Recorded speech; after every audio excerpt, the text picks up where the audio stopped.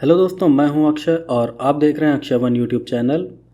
दोस्तों, आज मैं आपके लिए लेकर आया हूं कुछ बिल्कुल सच्ची रहस्यमयी घटनाओं का एक कंपाइलेशन। दोस्तों, आज जो रहस्यमयी घटनाएं आप सुनने वाले हैं वो सभी बिल्कुल रियल और डॉक्यूमेंटेड हैं। इन घटनाओं के बारे में आप खुद भी इंटरनेट पर देख सकते हैं और इसके अलावा जिस घटना की जानकारी आपको इंटरनेट पर नहीं मिलेगी, उस घटना से जुड़ा असली वीडियो फुटेज और असली फ़ोटो मैं खुद आपको इस वीडियो में ही दिखा दूंगा। दोस्तों, आज के वीडियो में मेंशन की गई सभी घटनाएं मैंने अपने सेकंड चैनल पर अपलोड की थी। मैंने अपने सेकंड चैनल का नाम पहले अक्षय 2 रखा था, पर अब मैंने उसका नाम चेंज करके अनकैनी टेल्स कर दिया है। अनकैनी टेल्स का मतलब होता है अलौकिक कहानियाँ। मुझे यही नाम अपने चैनल के लिए सही लगा, इसलिए मैंने यही नाम रखा है। वैसे दोस्तों, मैं जल्दी ही अपने सेकंड चैनल पर भी वीडियो डालना शुरू करूँगा, तो अगर आपने मेरा सेकंड चैनल अभी तक सब्सक्राइब नहीं किया है तो उसे भी आप ज़रूर सब्सक्राइब कर लें। मेरे सेकंड चैनल का लिंक आपको इस वीडियो के डिस्क्रिप्शन में मिल जाएगा। खैर, ये था इंट्रो और अब आप सुनिए कुछ रियल मिस्टीरियस अनकैनी टेल्स। हरे कृष्णा। दोस्तों, आप सभी का बहुत बहुत स्वागत है एक नए वीडियो में। और आज मैं आपके लिए लेकर आया हूँ एक बहुत ही ज़्यादा रहस्यमयी और बिल्कुल सच्ची घटना। आज मैं आपको जिस घटना के बारे में जानकारी दूंगा वो एक बिल्कुल रियल और डॉक्यूमेंटेड घटना है। ये घटना अमेरिका में घटी थी और अमेरिकी सरकार ने इस घटना को अपने सबसे खुफिया प्रोग्राम प्रोजेक्ट ब्लू बुक में भी दर्ज किया था। प्रोजेक्ट ब्लू बुक में अमेरिकी सरकार ने दुनिया भर में देखे गए एलियंस और यूएफओस की घटनाओं को सबूतों के साथ दर्ज किया है। प्रोजेक्ट ब्लू बुक की ज़्यादा जानकारी मैं आपको अपने किसी और वीडियो में दूंगा। तो आज मैं आपको जिस रहस्यमयी घटना के बारे में बताऊंगा उस घटना को कहा जाता है द फ्लैटवुड मॉन्स्टर इंसिडेंट। बेसिकली ये घटना यूएफओ से जुड़ी हुई है। यूएफओ यानी कि अनआइडेंटिफाइड फ्लाइंग ऑब्जेक्ट, मतलब कि एलियंस या दूसरे ग्रह के जीवों के जहाज। यूएफओ या एलियंस के जहाज़ों को देखे जाने की बहुत सी घटनाएं दुनिया भर में हुई हैं, लेकिन फ्लैटवुड मॉन्स्टर की यह घटना यूएफओस को देखे जाने की बाकी किसी भी घटना से बिल्कुल अलग है। ऐसा इसलिए क्योंकि इस घटना में यूएफओ यानी कि एलियंस के जहाज के साथ साथ एक अजीब से जीव को भी लोगों ने देखा था। उस अजीब जीव का इंसानों से 3 बार आमना सामना हुआ था और आज मैं आपको उन तीनों घटनाओं के बारे में बताऊंगा। साथ ही मैं आपको ये भी बताऊंगा कि इस घटना में देखा गया वो अजीब जीव आखिर क्या हो सकता है। एक और बात दोस्तों कि मैं आपको उस अजीब जीव का असली स्केच भी दिखाऊंगा। ध्यान देना दोस्तों, मैं असली स्केच कह रहा हूँ, असली फ़ोटो नहीं, क्योंकि ये घटना साल 1952 की है और उस समय कैमरा बहुत ही कम लोगों के पास हुआ करता था। इस वजह से कोई भी शख्स उस जीव की फ़ोटो नहीं खींच पाया था। खैर, इंट्रो को ज़्यादा लंबा ना खींचते हुए अब मैं आपको सीधे उस रहस्यमयी घटना के बारे में बताता हूँ। तो दोस्तों, ये रहस्यमयी घटना अमेरिका के वेस्ट वर्जीनिया राज्य के फ्लैटवुड नाम के एक छोटे से शहर में हुई थी। ये घटना साल 1952 के सितंबर महीने की 12 तारीख को हुई थी। तो साल 1952 के 12 सितंबर की शाम को फ्लैटवुड शहर के एक स्कूल के ग्राउंड में कुछ बच्चे खेल रहे थे। उस दिन जो बच्चे वहां खेल रहे थे उनके नाम और उम्र हैं एडवर्ड में 13 साल, फ्रेडी में 12 साल, नील ननली 15 साल और टॉमी हायर 10 साल। इन चारों बच्चों में एडवर्ड में और फ्रेडी में सगे भाई थे और उनका घर भी उस स्कूल के काफ़ी नज़दीक था।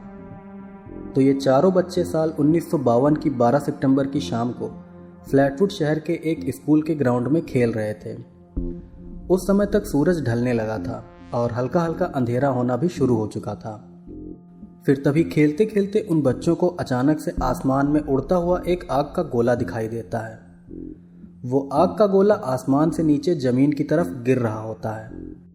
फिर देखते ही देखते वो आग का गोला जी बैली नाम के एक शख्स के मछली पालने वाले फार्म के पास जाकर गिर जाता है।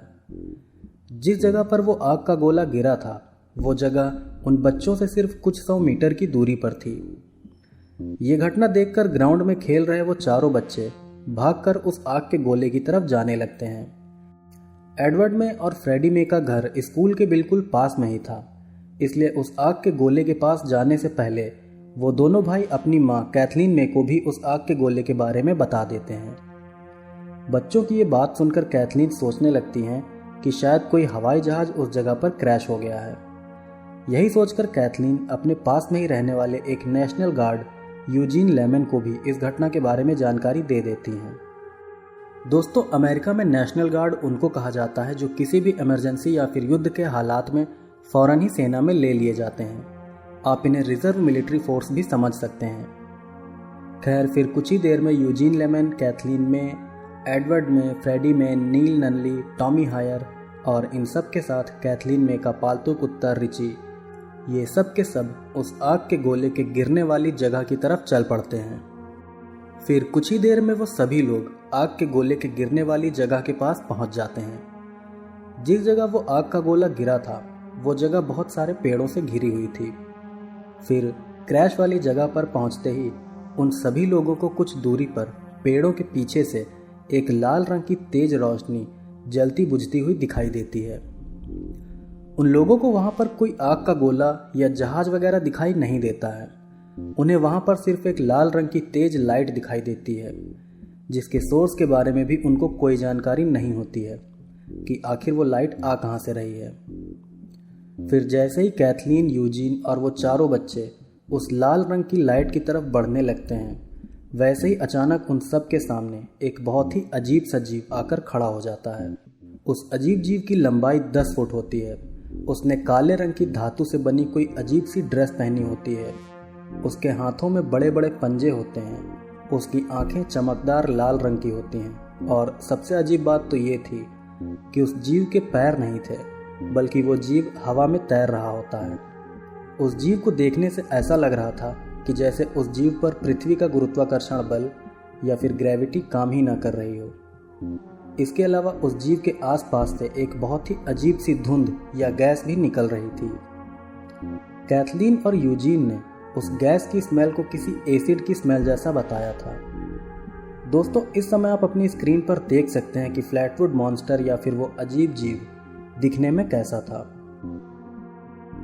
खैर, फिर देखते ही देखते वो अजीब जीव हवा में उड़ते हुए ही कैथलीन, यूजीन और उन चारों बच्चों की तरफ बढ़ने लगता है।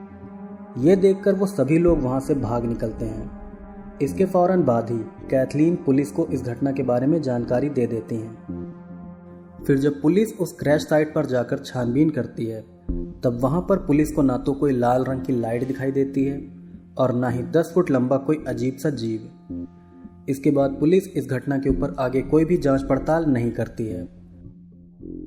फिर इस घटना के बाद से ही कैथलीन, यूजीन और उन चारों बच्चों को गले में जलन, जी मचलाने और उल्टी आने की दिक्कतें होने लगती हैं। पर कुछ दिनों बाद वो सभी लोग अपने आप ठीक भी हो जाते हैं। कैथलीन, यूजीन और उन चारों बच्चों को ये सभी दिक्कतें शायद उस अजीब गैस की वजह से हुई थी।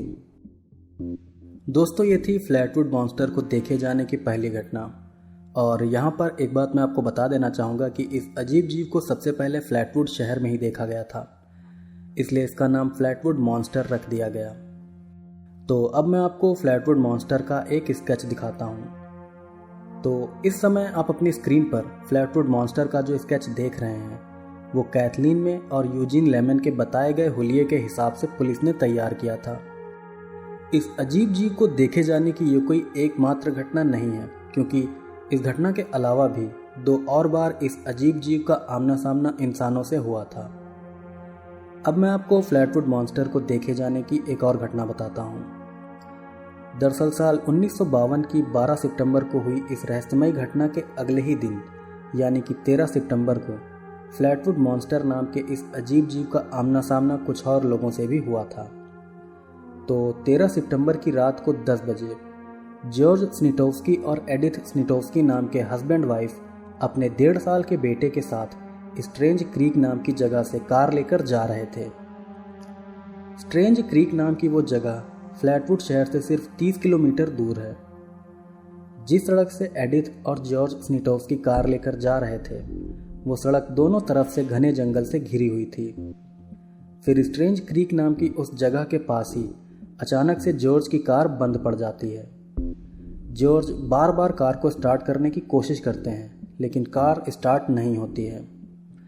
उस समय रात के 10 बज रहे थे, जिस वजह से वहां पर बहुत अंधेरा था और उस सड़क पर दूर दूर तक कोई भी इंसान मौजूद नहीं था। इन हालात में जॉर्ज स्निटोव्स्की बार बार कार को स्टार्ट करने की कोशिश कर ही रहे होते हैं कि तभी अचानक उनको और उनकी वाइफ एडिथ को एक बहुत ही तेज एसिड जैसी महक आने लगती है। उस महक के आते ही जॉर्ज और एडिथ स्निटोव्स्की को खांसी आने लगती है और उनकी आंखों से आंसू भी गिरने लगते हैं। इसके साथ ही जॉर्ज और एडिथ का 1.5 साल का बेटा, जो कि अभी तक आराम से कार में सो रहा था, वो भी अब अचानक जोर जोर से रोने लगता है। फिर कुछ देर बाद ही जॉर्ज और एडिथ को सड़क किनारे जंगल से लाल रंग की एक तेज रोशनी दिखने लगती है। धीरे धीरे वो लाल रोशनी जंगल के अंदर से उनकी कार की तरफ बढ़ने लगती है। फिर तभी वो दोनों हस्बैंड वाइफ देखते हैं कि एक अजीब सा 10 फुट लंबा जीव उनकी कार के आगे से होकर सड़क के एक तरफ से दूसरी तरफ वाले जंगल की तरफ जाने लगता है। लाल रंग की वो रोशनी उस अजीब जीव के शरीर से ही निकल रही होती है और सबसे ज़्यादा हैरानी की बात तो ये थी कि वो जीव चलते हुए नहीं बल्कि हवा में उड़ते हुए सड़क की एक तरफ से दूसरी तरफ जा रहा होता है। फिर जब वो रहस्यमयी जीव हवा में उड़ता हुआ जॉर्ज स्निटोव्स्की की कार के आगे आता है, तब वो जीव अपना एक हाथ जॉर्ज की कार के बोनट पर रखकर अपने बड़े पंजे कार के बोनट पर रगड़ता हुआ सड़क के दूसरी तरफ चला जाता है। सड़क के एक तरफ से दूसरी तरफ जाते समय वो जीव जॉर्ज और एडिथ की तरफ देखता तक नहीं है। फिर सड़क के दूसरी तरफ जंगल में जाकर वो रहस्यमयी जीव गायब हो जाता है। उस रहस्यमयी जीव के वहां से जाते ही जॉर्ज फिर से अपनी कार को स्टार्ट करने की कोशिश करते हैं और अब की बार उनकी कार स्टार्ट भी हो जाती है। फिर कार के स्टार्ट होते ही जॉर्ज बहुत तेजी से कार लेकर वहां से निकल जाते हैं। इस घटना के बाद जॉर्ज और एडिथ स्निटोव्स्की ने अपने साथ हुए इस हादसे के बारे में पुलिस को भी जानकारी दी थी। जॉर्ज और एडिथ ने उस रहस्यमयी जीव का जो हुलिया पुलिस को बताया था, वो हुलिया फ्लैटवुड शहर में देखे गए उस रहस्यमयी जीव यानी कि फ्लैटवुड मॉन्स्टर से बिल्कुल मिलता जुलता था। तो इस समय अपनी स्क्रीन पर आप जो स्केच देख रहे हैं वो जॉर्ज और एडिथ स्निटोव्स्की के बताए हुलिये के हिसाब से पुलिस ने तैयार किया था। ये स्केच भी फ्लैटवुड शहर में देखे गए उस रहस्यमयी जीव के स्केच जैसा ही है, जिसका हुलिया कैथलीन में और यूजीन लेमन ने पुलिस को बताया था। इस बात से ये तो पक्का हो जाता है कि इन दोनों ही घटनाओं में लोगों का आमना सामना एक ही जीव से हुआ था। पर सोचने वाली बात यह है कि इस जीव को देखे जाने की सिर्फ यही 2 घटनाएं नहीं हुई थी, बल्कि एक और बार इस रहस्यमयी जीव को लोगों ने देखा था। तो अब मैं आपको इस रहस्यमयी जीव को देखे जाने की एक और घटना बताता हूँ। इस रहस्यमयी जीव को देखे जाने की तीसरी घटना फ्लैटवुड शहर से 8 किलोमीटर दूर हीटर्स नाम की जगह पर हुई थी। फ्लैटवुड मॉन्स्टर को देखे जाने की ये तीसरी घटना साल 1952 की 20 सितंबर की तारीख को ऑड्रा हार्पर नाम की एक महिला और उसकी एक सहेली के साथ हुई थी। दरअसल 20 सितंबर की दोपहर को ऑड्रा हार्पर अपनी एक सहेली के साथ अपने घर के पास वाली मार्केट से कुछ सामान लेने गई थी। फिर जब ऑड्रा और उनकी सहेली मार्केट से सामान लेकर वापस अपने घर जा रही थी, तब उन्होंने अपने घर तक जाने वाले रास्ते की जगह जंगल के बीच से होकर जाने वाला एक शॉर्टकट रास्ता ले लिया। ऑड्रा हार्पर और उनकी सहेली जंगल वाले रास्ते से होते हुए घर की तरफ जा रही थी कि तभी अचानक उनको कुछ दूरी पर एक बड़ी सी आग जलती हुई दिखाई दी। उस आग को देखकर ऑड्रा और उनकी सहेली थोड़ा हैरान रह गई थी, लेकिन उन्होंने सोचा कि शायद किसी ने उस आग को अपने किसी काम से जलाया होगा। यही सोचकर ऑड्रा और उनकी सहेली अपने घर की तरफ जाने लगी। लेकिन कुछ देर बाद जब ऑड्रा ने दोबारा पलटकर उस जलती हुई आग की तरफ देखा, तब उन्होंने पाया कि उस जगह जल रही वो आग अब वहां से गायब हो चुकी है और उस आग की जगह वहां पर एक काफ़ी बड़ा और बहुत ही अजीब सा जीव खड़ा है। ऑड्रा ने बताया था कि वो अजीब जीव 8 से 10 फुट लंबा था। उसने अजीब सा लोहे के गाउन जैसा कोई कपड़ा पहन रखा था और सबसे हैरानी की बात तो ये थी कि वो जीव हवा में तैर रहा था। उस रहस्यमयी जीव को देखते ही ऑड्रा हार्पर और उनकी सहेली बहुत ज़्यादा डर गई और फिर वो दोनों बहुत तेज़ी से भागते हुए अपने घर चली गईं। फिर अगले ही दिन ऑड्रा हार्पर ने पुलिस को भी इस घटना के बारे में जानकारी दी थी। ऑड्रा हार्पर की कंप्लेन पर जब पुलिस ने उस जगह जाकर इन्वेस्टिगेशन की जहां पर ऑड्रा ने उस अजीब जीव को देखा था, तब पुलिस को उस जगह पर ना तो किसी आग के निशान मिले और ना ही किसी 10 फुट लंबे जीव के वहां होने के कोई सबूत। तो दोस्तों ये थी उस रहस्यमयी जीव यानी कि फ्लैटवुड मॉन्स्टर को देखे जाने की 3 बिल्कुल सच्ची घटनाएं। ये तीनों ही घटनाएं बिल्कुल रियल और डॉक्यूमेंटेड हैं। ये घटनाएं जिन जगहों पर घटी थीं उस जगह के पुलिस स्टेशन में आज भी इन घटनाओं की जानकारियां दर्ज हैं। एक और बात दोस्तों की ये जो तीसरी घटना मैंने आपको अभी बताई है, इस घटना में ऑड्रा हार्पर ने उस रहस्यमयी जीव का जो हुलिया पुलिस को बताया था, वो हुलिया शुरुआत की दोनों घटनाओं में देखे गए जीव से बिल्कुल मिलता जुलता है। इस बात से ये पक्का हो जाता है कि इन तीनों ही घटनाओं में लोगों का सामना एक ही जीव से हुआ था। यहाँ पर एक और बात मैं आप लोगों को बता देना चाहूँगा कि इस रहस्यमयी जीव को देखे जाने की जो 3 घटनाएं मैंने आपको अभी बताई हैं, ये तीनों घटनाएं जिन लोगों के साथ हुई थी वो सभी लोग आपस में बिल्कुल अनजान थे और इन सभी लोगों को उस रहस्यमयी जीव यानी कि फ्लैटवुड मॉन्स्टर के बारे में पहले से कोई भी जानकारी नहीं थी। इस बात से भी आप अंदाज़ा लगा सकते हैं कि ये तीनों घटनाएं बिल्कुल रियल हैं। तो ये थी फ्लैटवुड मॉन्स्टर को देखे जाने की 3 सच्ची घटनाएं और अब मैं आपको बताता हूं कि आखिर ये जीव असल में था क्या।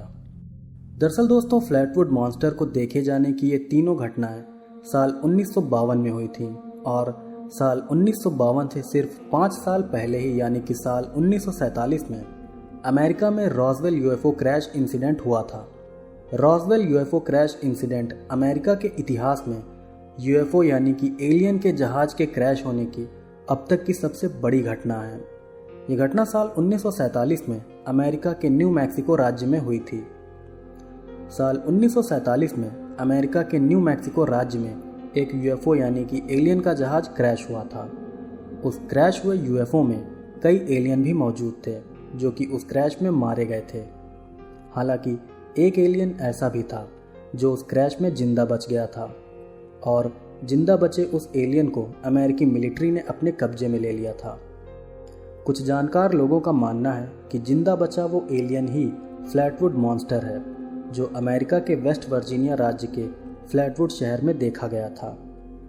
अब इस बात में कितनी सच्चाई है ये तो मैं पक्के तौर से नहीं कह सकता, क्योंकि इस बात को सच साबित करने वाला कोई भी प्रूफ मेरे पास नहीं है।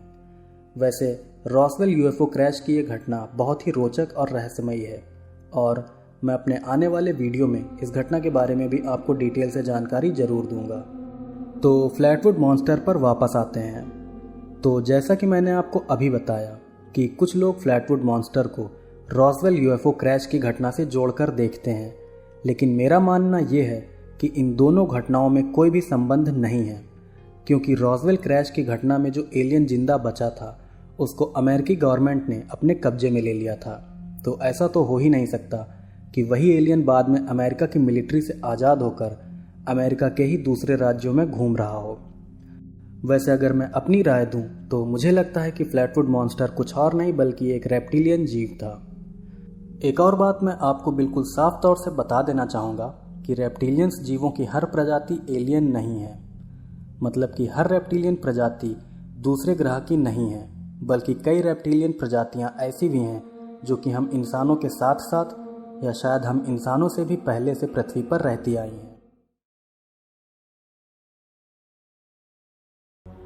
तो आज जो भयानक घटना मैं आपको बताने जा रहा हूँ वो होंडुरास नाम के एक सेंट्रल अमेरिकी देश में साल 1986 के समय हुई थी। होंडुरास एक सेंट्रल अमेरिकी देश है। अगर आप नहीं जानते हैं कि सेंट्रल अमेरिका क्या होता है तो मैं आपको शॉर्ट में बता देता हूँ कि सेंट्रल अमेरिका आखिर क्या है। दरअसल अमेरिका सिर्फ एक देश का नाम नहीं है, बल्कि अमेरिका एक कॉन्टिनेंट यानी कि महाद्वीप का भी नाम है। इस अमेरिकी कॉन्टिनेंट को 3 हिस्सों में बांटा गया है, जिनमें से एक है नॉर्थ अमेरिका, दूसरा है साउथ अमेरिका और तीसरा है सेंट्रल अमेरिका। अमेरिकी कॉन्टिनेंट के इन तीनों हिस्सों में कई सारे अलग अलग देश बसे हुए हैं। इनमें से नॉर्थ अमेरिकी कॉन्टिनेंट के कुछ बड़े देशों के नाम हैं United states of America, Canada और मैक्सिको। वहीं साउथ अमेरिकी कॉन्टिनेंट के देशों के नाम हैं ब्राज़ील, पेरू, अर्जेंटीना, वेनेजुएला। इसके अलावा नॉर्थ अमेरिकी और साउथ अमेरिकी कॉन्टिनेंट के बीच में भी एक जगह है जिसे सेंट्रल अमेरिका कहा जाता है। इस जगह पर भी कई सारे छोटे छोटे देश बसे हुए हैं। इन सेंट्रल अमेरिकी देशों के नाम हैं Guatemala, Costa Rica, Nicaragua, Honduras, Cuba और हैती वगैरह। वैसे मैं सेंट्रल अमेरिकी देशों को वर्ल्ड मैप पर भी दिखा देता हूँ ताकि आप इन देशों की लोकेशन सही से समझ सकें। तो आज जो सच्ची भयानक घटना मैं आपको बताने जा रहा हूँ वो एक सेंट्रल अमेरिकी देश होंडुरास में हुई थी। ये घटना रॉबर्ट नाम के एक अमेरिकी सोल्जर के साथ हुई थी। तो आगे मैं आपको ये पूरी घटना रॉबर्ट के नज़रिए से ही बताऊंगा।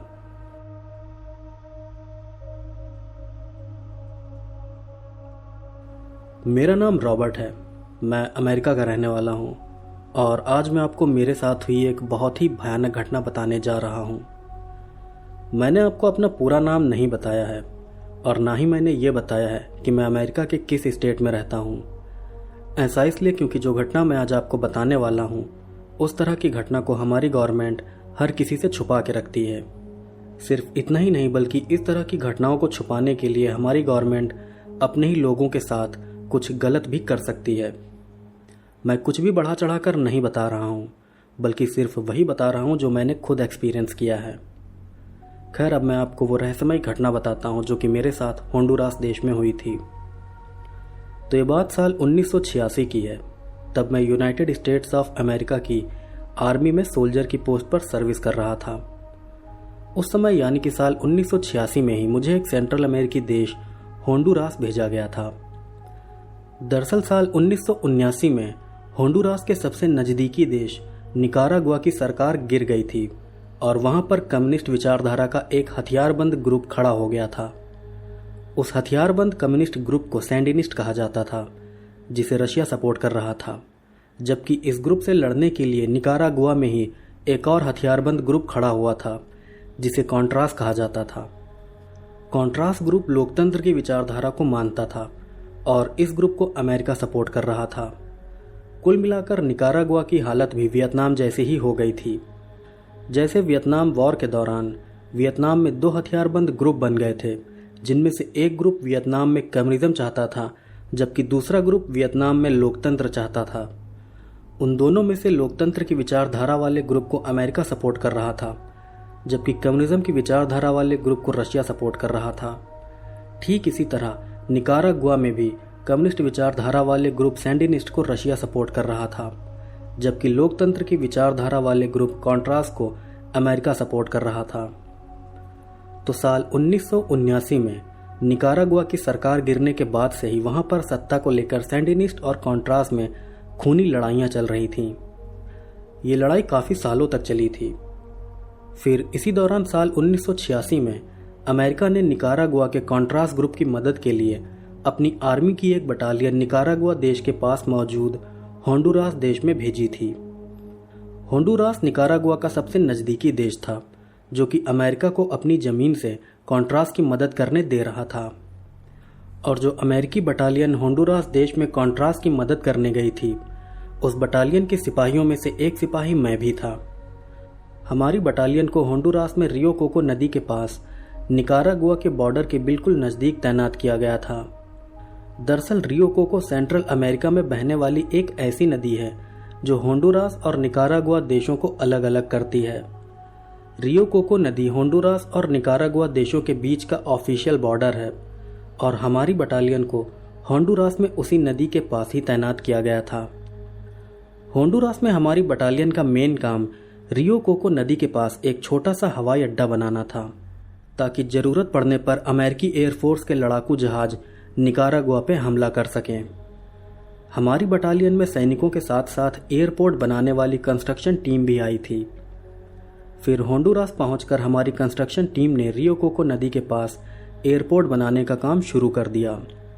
एयरपोर्ट बनाने के काम में काफ़ी खतरा था क्योंकि निकारागुआ के सैंडिनिस्ट ग्रुप के लड़ाके कभी भी हमारे ऊपर घात लगाकर हमला कर सकते थे, क्योंकि आखिरकार हम एयरपोर्ट उन्हीं पर हमला करने के लिए बना रहे थे।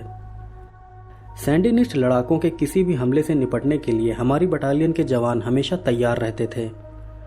हमारे सिपाहियों की 2 टुकड़ियां रियो कोको नदी के पास हमेशा पेट्रोलिंग करती रहती थीं। जिनको जानकारी नहीं है उनको मैं बता देना चाहूँगा कि पेट्रोलिंग का मतलब गश्त लगाना या फिर निगरानी करना होता है। तो हमारे सैनिकों की एक टुकड़ी आर्मी जीप से ज़मीन पर पेट्रोलिंग करती थी और दूसरी टुकड़ी हेलीकॉप्टर के जरिए आसमान से रियो कोको नदी के आसपास नज़र रखती थी। तो इसी तरह एक बार मैं अपनी बटालियन के 6 सिपाहियों के साथ आर्मी की जीप से रियो कोको नदी के पास पेट्रोलिंग कर रहा था। फिर तभी आसमान से निगरानी कर रही हमारी दूसरी टीम ने हमें रेडियो पर एक मैसेज भेजा। अपने मैसेज में दूसरी पेट्रोलिंग टीम ने हमें बताया कि हमसे कुछ दूर रियो कोको नदी में एक बड़ी सी काले रंग की कोई चीज तैरते हुए सीधा हमारे बेस की तरफ बढ़ रही है। दूसरी पेट्रोलिंग टीम का ये मैसेज सुनकर हमें बहुत हैरानी हुई। इस मैसेज को सुनकर हम सोचने लगे कि आखिर वो काले रंग की बड़ी सी चीज क्या हो सकती है जो तैरते हुए हमारे बेस की तरफ बढ़ रही है। फिर हमने आसमान से निगरानी कर रही अपनी दूसरी टीम से रेडियो पर मैसेज करके पूछा कि क्या आप थोड़ा डिटेल से बता सकते हैं कि वो काले रंग की चीज क्या है जो नदी में तैरते हुए हमारे बेस की तरफ जा रही है। तब हमारी बात का जवाब देते हुए दूसरी पेट्रोलिंग टीम ने कहा कि यहाँ आसमान से हम उस चीज को सही से देख नहीं पा रहे हैं, लेकिन हम इतना बता सकते हैं कि नदी में तैर रही वो चीज काफी बड़ी है और वो बहुत तेज रफ्तार से सीधा हमारे बेस की तरफ बढ़ रही है। इसके अलावा वो चीज आगे बढ़ते हुए बीच बीच में नदी में डुबकी भी लगा रही है। अपनी दूसरी पेट्रोलिंग टीम का ये मैसेज सुनकर हमें लगा कि शायद निकारागुआ देश के सैंडिनिस्ट लड़ाके किसी छोटी सबमरीन के जरिए रियो कोको नदी से होते हुए हमारे बेस पर हमला करने जा रहे हैं। इसीलिए जमीन पर पेट्रोलिंग कर रहे हम सभी सैनिक हमारे बेस से काफी पहले ही नदी किनारे घात लगाकर बैठ गए। किसी भी नाव या सबमरीन को हमारे बेस तक पहुंचने के लिए नदी के उस हिस्से से होकर जाना ही पड़ता। इसीलिए हम उस जगह पर अपनी अपनी पोजीशन लेकर तैयार बैठ गए थे। यहाँ पर एक और बात मैं आपको बता देना चाहूँगा। दरअसल हमारी पेट्रोलिंग टीम में अमेरिकी सैनिकों के अलावा होंडुरास देश का भी एक सैनिक था। होंडुरास के उस सैनिक का नाम पेरेस था और वो हमें उस जगह के रास्तों के बारे में बताता रहता था। खैर, तो रियो कोको नदी के किनारे जिस जगह पर हम लोग पोजीशन लेकर बैठे थे वहाँ से थोड़ी दूरी पर ही कुछ पालतू गाय भी बंधी हुई थीं। वो गाय वहाँ के गांव वालों की थी और वो सभी गाय उस खुली जगह पर पेड़ों से बंधी हुई थीं। उस जगह पर काफी बड़ी बड़ी घास उगी हुई थी और हम लोग उसी घास में छिपकर बैठे हुए थे। हम सभी लोग अपनी पोजीशन लेकर बैठे थे कि तभी कुछ देर बाद हमारे रेडियो पर दूसरी पेट्रोलिंग टीम का मैसेज आया। मैसेज में पेट्रोलिंग टीम ने हमें बताया था कि नदी से आ रही वो अनजान चीज तैरते हुए सीधा हमारी तरफ बढ़ रही है और कुछ ही मिनट में वो चीज हमारे सामने से गुजरेगी। पेट्रोलिंग टीम का ये मैसेज सुनते ही हम सभी सैनिक अपने अपने हथियार निकालकर हमले के लिए बिल्कुल तैयार हो गए थे। हम सभी लोग हमले की तैयारी करके उस अनजान चीज के अपने सामने से गुजरने का इंतजार कर रहे थे। फिर कुछ मिनट बाद ही एक काले रंग की अजीब सी चीज नदी में ही हमारे सामने आकर रुक गई। वो चीज साइज में बहुत बड़ी लग रही थी और साथ ही वो आधे से ज्यादा पानी में डूबी हुई थी। उसको देखने से ऐसा लग रहा था कि जैसे वो कोई सबमरीन हो जो आधी पानी के अंदर और आधी पानी के बाहर हो। नदी किनारे बैठे हम सभी सैनिक उस सबमरीन को बहुत ही ध्यान से देख रहे थे कि तभी अचानक वो सबमरीन तैरते हुए नदी से निकलकर बाहर जमीन पर आने लगी। फिर जब वो सबमरीन नदी से थोड़ा बाहर निकली तब हमें पता चला कि असल में वो चीज कोई सबमरीन नहीं बल्कि एक काले रंग का बहुत बड़ा सांप है। इतना भयानक और इतना बड़ा सांप हमने अपनी पूरी जिंदगी में कभी नहीं देखा था। वो सांप आकार में इतना ज्यादा बड़ा था कि वो एक लंबे चौड़े आदमी को भी बहुत ही आसानी से खड़ा खड़ा निगल जाए। उस विशालकाय सांप को देखकर मैं और मेरे साथी सैनिक बिल्कुल दंग रह गए थे। फिर तभी हमारा एक साथी सैनिक उस बड़े सांप पर गोली चलाने जा रहा था, लेकिन उसके गोली चलाने से पहले ही पेरेस ने उस सैनिक को रोक लिया। फिर पेरेस ने उस सैनिक को समझाते हुए कहा कि ये बड़ा सांप कोई मामूली सांप नहीं है बल्कि ये एक शैतान है और इस शैतान के ऊपर गोलियों का कोई असर नहीं होगा, इसलिए हमें इसके ऊपर गोली नहीं चलानी चाहिए, क्योंकि अगर हम इस पर गोली चलाते हैं तो ये शैतान हम सबको मार डालेगा। पेरेस की ये बात सुनकर सांप पर गोली चलाने जा रहा वो सैनिक शांत होकर बैठ गया। इसके बाद हम सभी सैनिक उस बड़े सांप को ध्यान से देखने लगे। वो सांप हमारे सामने नदी से निकलकर रेंगता हुआ कुछ दूरी पर पेड़ों से बंधी गायों के पास जाने लगा। उस भयानक सांप को देखकर पेड़ से बंधी सभी गायें बहुत जोर जोर से आवाज करने लगी थीं। वो सभी गायें भागकर उस सांप से दूर जाना चाहती थीं, लेकिन पेड़ों से बंधे होने की वजह से वो ऐसा नहीं कर सकती थीं।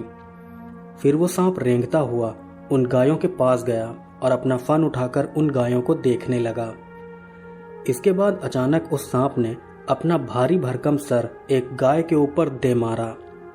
उस सांप ने गाय को काटा नहीं था, बल्कि उसने अपने भारी भरकम सर के वजन से उस गाय को कुचल डाला था।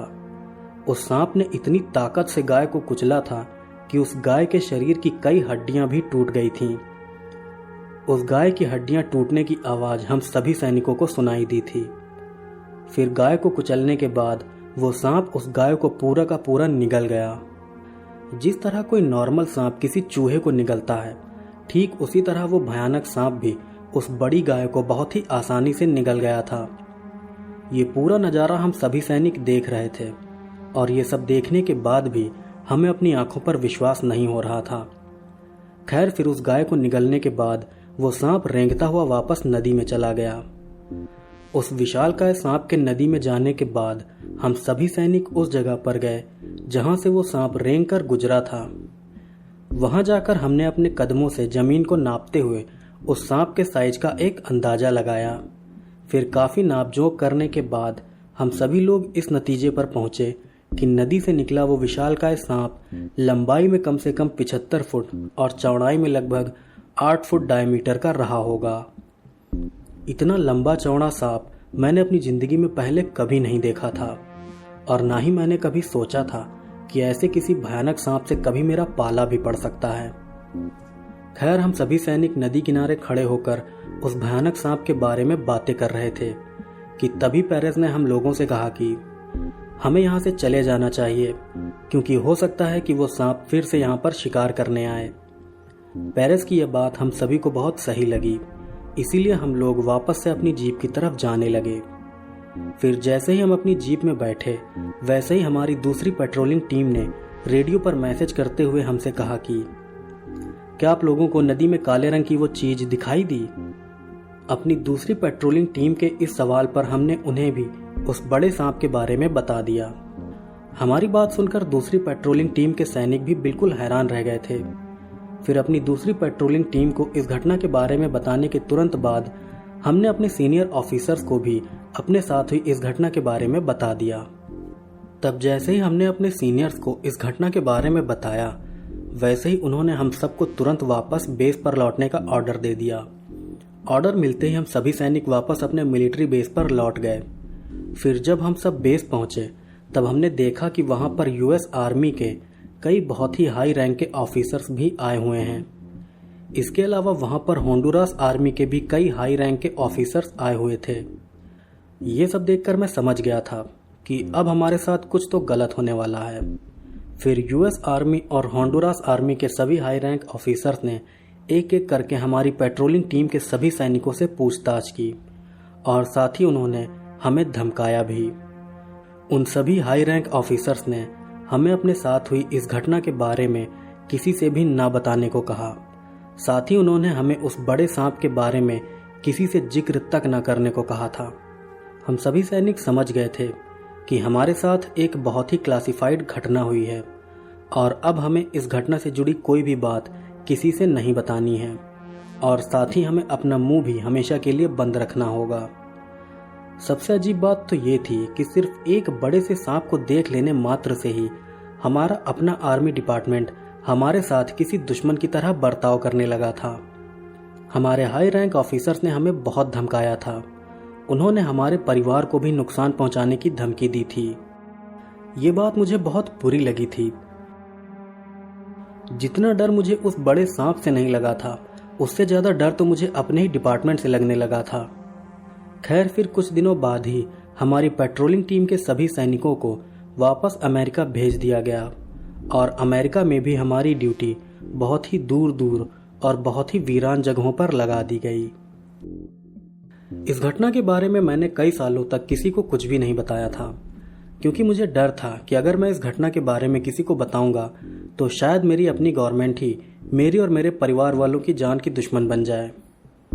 खैर, इतने सालों बाद आज मैं अपने साथ हुई इस घटना के बारे में आप लोगों को बता रहा हूँ, क्योंकि मुझे लगता है कि इस तरह की घटनाओं के बारे में हर किसी को जानकारी होनी ही चाहिए।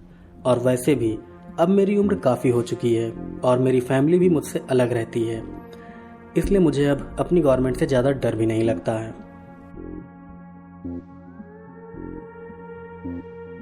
तो दोस्तों, ये थी एक बहुत ही बड़े सांप को देखे जाने की बिल्कुल सच्ची घटना, और अब मैं आपको इस घटना से जुड़ी कुछ बातें बताता हूँ। दरअसल जिस तरह के सांप को देखे जाने की घटना मैंने अभी आपको बताई है, वैसे ही एक बहुत बड़े सांप को देखे जाने की घटना अफ्रीकी महाद्वीप के कॉन्गो नाम के एक देश में भी हो चुकी है।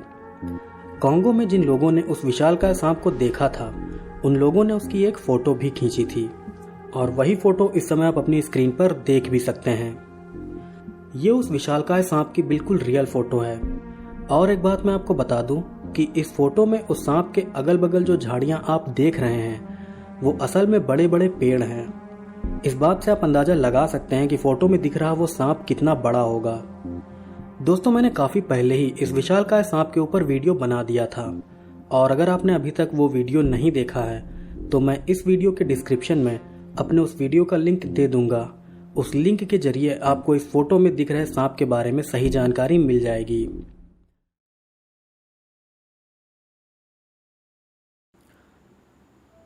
हेलो दोस्तों, आप सभी का बहुत बहुत स्वागत है अक्षय 2 चैनल पर। और आज मैं आप सबके लिए लेकर आया हूं एक बिल्कुल सच्ची और बहुत ही रहस्यमयी घटना। आज जिस रहस्यमयी घटना के बारे में मैं आपको बताऊंगा, वो बहुत ही ज़्यादा रहस्यमयी है। ये घटना इतनी ज़्यादा रहस्यमयी है कि इस घटना के ऊपर मैं पिछले कई सालों से दिमाग लगाता रहा हूँ कि आखिर उस जगह पर ऐसा हुआ क्या था जिस वजह से वो तीनों लोग बिना किसी निशान के गायब हो गए। वैसे जब तक मैं आपको पूरी घटना नहीं बताऊंगा, तब तक आपको समझ नहीं आएगा कि मैं किन 3 लोगों के गायब होने की बात कर रहा हूँ। तो अब आते हैं अपने आज के वीडियो पर। तो आज जो रहस्यमय घटना मैं आपको बताने जा रहा हूँ, वो घटना द फ्लैनन इसले आइलैंड मिस्ट्री नाम से बहुत मशहूर है। तो अब मैं आपको बताता हूँ वो रहस्यमय घटना जो कि फ्लैनन इसले आइलैंड पर घटी थी। दरअसल फ्लैनन इसले आइलैंड 7 आइलैंड्स का एक समूह यानी कि ग्रुप है, जो कि अटलांटिक महासागर में पड़ता है, और साथ ही ये सभी 7 आइलैंड स्कॉटलैंड देश में आते हैं। फ्लैनन इसले आइलैंड का नाम 7वीं सदी के एक महान संत फ्लैनन के नाम पर रखा गया था, और इन सभी आइलैंड पर कोई भी इंसान नहीं रहता था। फ्लैनन इसले आइलैंड्स के सभी आइलैंड्स समंदर के काफ़ी बीच में पड़ते हैं, और इन आइलैंड्स के पास से कई सारे पानी के जहाज़ भी निकलते रहते हैं। तो नॉर्दर्न लाइट हाउस बोर्ड नाम की एक संस्था, जो कि समंदर में चलने वाले पानी के जहाज़ों को रास्ता दिखाने के लिए लाइट हाउस बनाने का काम करती है, उस संस्था ने तय किया कि फ्लैनन इसले आइलैंड के एक आइलैंड पर पानी के जहाज़ों को रास्ता दिखाने के लिए एक लाइट हाउस बनाया जाएगा। दोस्तों, सबसे पहले तो मैं आपको लाइट हाउस के बारे में बता देना चाहूँगा। दरअसल रात के समय पानी के जहाज़ों को रास्ता दिखाने के लिए समंदर के बिल्कुल किनारों पर या फिर समंदर के बीच बने आइलैंड पर एक ऊंचा टावर बनाया जाता है। उस टावर में बहुत तेज़ रोशनी जलाकर पानी के जहाज़ों को रात के समय रास्ता दिखाया जाता है, ताकि पानी के जहाज़ समंदर किनारे किसी चट्टान से टकरा ना जाएं। पुराने समय में इन लाइट हाउस में रोशनी पैदा करने के लिए ढेर सारी मोमबत्तियों का, केरोसिन का या फिर मिट्टी के तेल का इस्तेमाल किया जाता था। हालांकि अब लाइट हाउस में रोशनी लाने के लिए बिजली का इस्तेमाल किया जाता है। तो ये थी एक छोटी सी डिटेल लाइट हाउस के बारे में, और अब हम लोग वापस आते हैं अपने आज के वीडियो पर। तो साल 1890 को नॉर्दर्न लाइट हाउस बोर्ड ने ये फैसला लिया था कि फ्लैनन इसले आइलैंड के 7 आइलैंड्स में से आइलिन मोर नाम के एक आइलैंड पर एक लाइट हाउस का निर्माण किया जाएगा।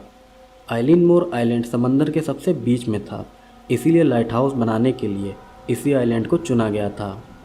अटलांटिक महासागर की बड़ी लहरों और ख़राब मौसम की वजह से आइलिन मोर आइलैंड पर लाइट हाउस बनाने में 9 साल लग गए।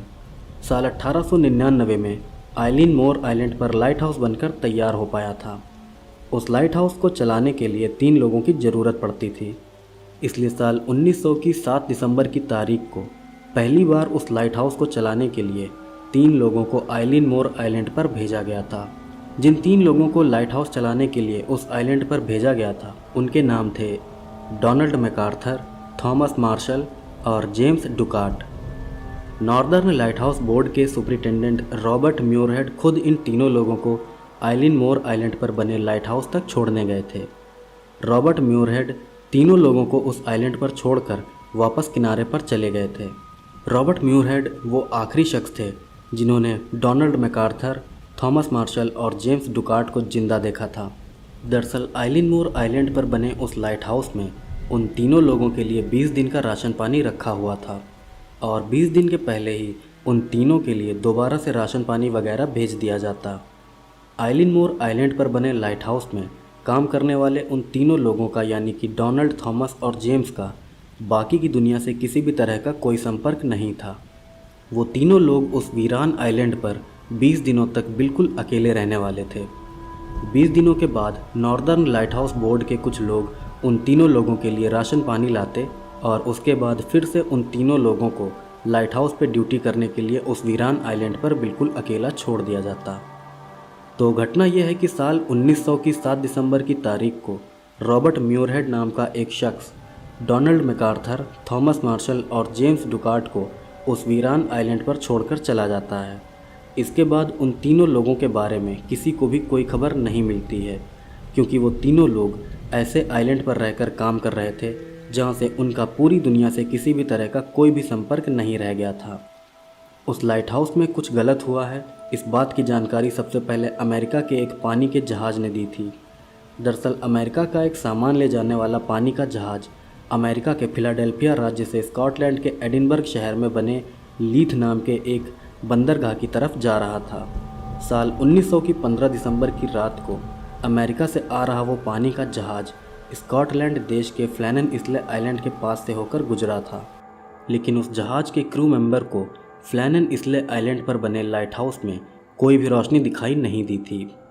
ये बात उस जहाज़ के क्रू मेंबर को बहुत ही अजीब लगी थी, क्योंकि रात के समय लाइट हाउस के जरिए पानी के जहाज़ों को रास्ता दिखाना बहुत ज़रूरी होता है, क्योंकि अगर लाइट हाउस के जरिए पानी के जहाज़ों को रास्ता न दिखाया जाए तो इससे पानी के जहाज़ समंदर में मौजूद किसी चट्टान से भी टकरा सकते हैं। खैर, फिर इसके बाद अमेरिका का वो पानी का जहाज़ जब स्कॉटलैंड देश के लीथ बंदरगाह पर पहुंचा, तब उस जहाज़ के क्रू मेंबर ने नॉर्दर्न लाइट हाउस बोर्ड को फ्लैनन इसले आइलैंड पर बने लाइट हाउस में लाइट न जलने की बात बता दी। ये बात जानकर नॉर्दर्न लाइट हाउस बोर्ड के अधिकारियों को उस लाइट हाउस में काम करने वाले उन तीनों लोगों की बहुत चिंता होने लगी। इसके बाद नॉर्दर्न लाइट हाउस बोर्ड ने उस लाइट हाउस में काम करने वाले तीनों लोगों के बारे में जानकारी लेने के लिए पानी का एक जहाज़ आइलिन मोर आइलैंड पर भेजा था, लेकिन मौसम बहुत ही ज़्यादा ख़राब होने की वजह से पानी का वो जहाज़ लाइट हाउस तक नहीं पहुंच सका। आइलिन मोर आइलैंड पर काम करने वाले उन तीनों लोगों की मदद के लिए नॉर्दर्न लाइट हाउस बोर्ड ने कई बार पानी के जहाज़ भेजे, लेकिन हर बार ख़राब मौसम की वजह से वो जहाज़ आइलिन मोर आइलैंड पर नहीं पहुंच पाते थे। लेकिन फिर साल 1900 की 26 दिसंबर की तारीख को मदद के लिए भेजा गया पानी का एक जहाज़ आइलिन मोर आइलैंड पर बने लाइट हाउस तक पहुंच गया। 26 दिसंबर की तारीख को मौसम सही था, जिस वजह से हेस्पेरस नाम का एक पानी का जहाज़ आइलिन मोर आइलैंड पर बने लाइट हाउस तक पहुंच गया था।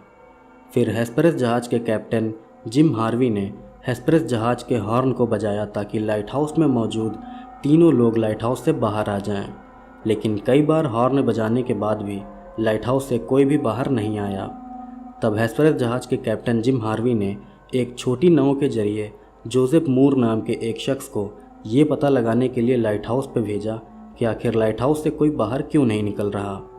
फिर जोसेफ मूर ने लाइट हाउस के पास जाकर आवाज़ लगाई, लेकिन बहुत ही हैरानी की बात थी कि जोसेफ की आवाज़ का किसी ने भी कोई जवाब नहीं दिया था। फिर जब जोसेफ मूर लाइट हाउस के अंदर गए, तब उन्होंने देखा कि लाइट हाउस का गेट बंद था। हालांकि गेट में अंदर से कुंडी नहीं लगी थी, इसीलिए जोसेफ दरवाज़ा खोलकर लाइट हाउस के अंदर चले गए। लाइट हाउस के अंदर जाकर जोसेफ उस कमरे में भी गए जहां पर लाइट हाउस में काम करने वाले वो तीनों लोग सोते थे। कमरे में जाकर जोसेफ ने देखा कि जिस बिस्तर पर वो तीनों लोग सोते थे वो बिगड़ा हुआ था। उसको देखने से लग रहा था कि जैसे अभी अभी वो तीनों लोग सोकर बिस्तर से उठे हों। जोसेफ ने यह भी देखा कि उन तीनों लोगों के कमरे की दीवार घड़ी रुकी हुई थी और उनके कमरे में रखे लैंप्स बिल्कुल साफ़ थे और उनमें केरोसिन भी भरा हुआ था। उन लैंप्स को देखने से ही लग रहा था कि जैसे कई दिनों से उनको इस्तेमाल नहीं किया गया है। साथ ही जोसेफ ने यह भी देखा कि उन तीनों लोगों के कमरे को गर्म रखने वाली भट्टी जिसमें लकड़ी जलाई जाती है, उसमें ठंडी राख पड़ी हुई थी। इसके बाद जोसेफ जब लाइट हाउस में बने किचन में गए, तब उन्होंने देखा कि वहाँ पर एक कुर्सी उल्टी गिरी पड़ी थी। जोसेफ ने लाइट हाउस के अंदर और उसके आसपास डोनाल्ड, थॉमस और जेम्स को ढूंढने की बहुत कोशिश की, लेकिन वो तीनों लोग जोसेफ को कहीं नहीं दिखे। फिर जोसेफ चुपचाप वापस हेस्पेरस जहाज़ पर लौट गए। वापस लौटकर जोसेफ ने हेस्पेरस जहाज़ के कैप्टन जिम हार्वी को बताया कि लाइट हाउस में काम करने वाले तीनों लोग लाइट हाउस से गायब हैं और उन तीनों लोगों का पूरे लाइट हाउस में कहीं कोई नामो निशान तक नहीं है। जोसेफ मूर की बात सुनकर हेस्पेरस जहाज़ के कैप्टन जिम हार्वी ने 2 और लोगों को जोसेफ के साथ आइलिन मोर आइलैंड पर भेजा ताकि वो सब मिलकर लाइट हाउस में काम करने वाले उन तीनों लोगों की अच्छे से खोजबीन कर सकें। फिर जोसेफ मूर और उनके 2 साथियों ने आइलिन मोर आइलैंड और उस पर बने लाइट हाउस की अच्छे से जांच पड़ताल की, लेकिन अच्छे से खोजबीन करने के बाद भी उस पूरे आइलैंड पर थॉमस, जेम्स और डोनाल्ड में से किसी का भी कुछ भी पता नहीं चला। इसके बाद जोसेफ मूर अपने दोनों साथियों के साथ वापस हेस्पेरस जहाज़ पर लौट गए और हेस्पेरस जहाज़ वहां से किनारे की तरफ लौट गया। इस घटना के बाद हेस्पेरस जहाज़ के कैप्टन जिम हार्वी ने नॉर्दर्न लाइट हाउस बोर्ड को एक चिट्ठी लिखी। चिट्ठी में उन्होंने लिखा था कि मैं हेस्पेरस जहाज़ का captain gym Harvey northern lighthouse board को ये खबर देना चाहता हूँ कि फ्लैनेंड आइलैंड पर एक बहुत ही भयानक हादसा हो गया है। फ्लैनेंड आइलैंड के आइलिन मोर आइलैंड पर बने लाइट हाउस में काम करने वाले तीनों कर्मचारी, जिनके नाम डोनाल्ड मैकार्थर, थॉमस मार्शल और जेम्स डुकाट हैं, वो तीनों लोग आइलिन मोर आइलैंड से गायब हो चुके हैं। लाइट हाउस में काम करने वाले उन तीनों लोगों के कमरे में लगी दीवार घड़ी बंद पाई गई थी और वहाँ के हालात देखकर ऐसा लग रहा था कि जैसे वो लोग 1 हफ्ते पहले ही गायब हुए हों। हेस्पेरस जहाज़ के कैप्टन जिम हार्वी की ये चिट्ठी मिलने के बाद नॉर्दर्न लाइट हाउस बोर्ड ने आइलिन मोर आइलैंड की और भी अच्छे से जांच कराई। उस जांच में ये पता चला कि आइलिन मोर आइलैंड पर ख़राब मौसम का बहुत बुरा असर पड़ा था। दरअसल आइलिन मोर आइलैंड के पूर्वी और पश्चिमी दोनों तरफ से पानी के जहाज़ आते थे, लेकिन ख़राब मौसम से आइलैंड के पूर्वी तरफ कोई नुकसान नहीं हुआ था, पर आइलैंड के पश्चिमी तरफ ख़राब मौसम का बहुत ही भयानक असर पड़ा था। आइलिन मोर आइलैंड के पश्चिमी तरफ काफ़ी ज़्यादा नुकसान हुआ था, जैसे कि एक बड़ा सा बक्सा जो कि समुद्र की सतह से 108 फुट की ऊंचाई पर रखा हुआ था, वो पूरी तरह से टूट चुका था और उसके अंदर का सारा सामान बाहर गिर चुका था। साथ ही लाइट हाउस के पश्चिमी तरफ बिछी हुई लोहे की पटरियां भी बुरी तरह से टूटी हुई थीं। इन पटरियों के जरिए लाइट हाउस का ज़रूरी सामान उस आइलैंड के किनारे से लाइट हाउस तक पहुंचाया जाता था। इसके अलावा उन पटरियों के पास एक बड़ी चट्टान थी जो कि 1000 किलोग्राम से भी ज़्यादा भारी थी। वो चट्टान अपनी जगह से हटकर दूसरी जगह आ गई थी। साथ ही समुंदर की सतह से 200 फुट ऊपर काफ़ी बड़ी जगह में उगी हुई घास भी उखड़कर बिल्कुल गायब हो चुकी थी। उस भयानक नज़ारे को देखने से ही लग रहा था कि वहाँ पर समुंदर की कई बड़ी बड़ी लहरें आई थीं जिन्होंने उस जगह पर तबाही मचा कर रख दी थी। लेकिन ऐसा भी नहीं था कि उन बड़ी लहरों से या फिर उस समुद्री तूफान की वजह से लाइट हाउस में काम करने वाले वो तीनों लोग कहीं गायब हो गए हों, क्योंकि लाइट हाउस में रखे रजिस्टर में 15 दिसंबर की सुबह के 9 बजे तक की हर छोटी बड़ी घटना लिखी हुई थी और उसी रजिस्टर में 15 दिसंबर की तारीख को आए तूफान और उससे हुई बर्बादी के बारे में भी लिखा हुआ था। तो इससे ये तो पता चलता है कि 15 दिसंबर को आए तूफान की वजह से उस लाइट हाउस के पास बर्बादी ज़रूर हुई थी, लेकिन वहाँ काम करने वाले तीनों लोग उस समय भी बिल्कुल सुरक्षित थे। पर हैरानी की बात यह भी थी कि 15 दिसंबर के बाद से लाइट हाउस के रजिस्टर में कुछ भी नोट नहीं किया गया था। और वैसे भी लाइट हाउस में काम करने वाले वो तीनों शख्स यानी कि डोनाल्ड मैकार्थर, थॉमस मार्शल और जेम्स डुकाट, ये तीनों लोग लाइट हाउस का काम करने में माहिर थे और इन्होंने पहले भी समंदर के बीच रहकर कई समुद्री तूफानों का सामना किया था। एक और बात मैं आपको बताना चाहूँगा कि उस आइलैंड पर बहुत अच्छे से खोजबीन करने के बाद भी उन तीनों लोगों में से किसी भी शख्स की लाश तक नहीं मिली थी। ये बात आज भी एक रहस्य बनी हुई है कि आखिर उस आइलैंड से वो तीनों लोग गायब कहाँ हो गए।